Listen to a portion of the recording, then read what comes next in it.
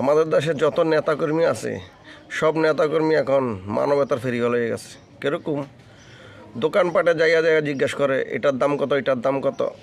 আমি যদি বলি তরমুজ 200 টাকা পিস, বলবে না 200 টাকা বেচতে পারবো না, এটা 100 টাকা বেচো বা 150 টাকা বেচো, এত দাম কেন? আর ভাই এটা আমাকে বলেন কেন? আমি তো 180 টাকা পিস কিনে আনছি, আমি 200 টাকা বেচতাম না।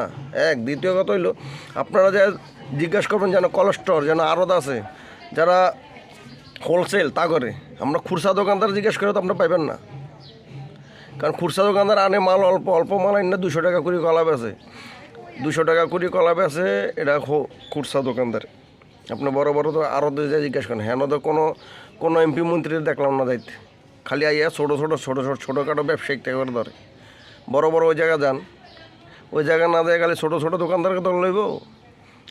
আরেকটা কথা হলো, মানুষে তুফানের সময় আমটো আয়, তুফান গেলে কিন্তু আমটো হয় না, এটা সব সময় মনে রাখবেন মাথায়।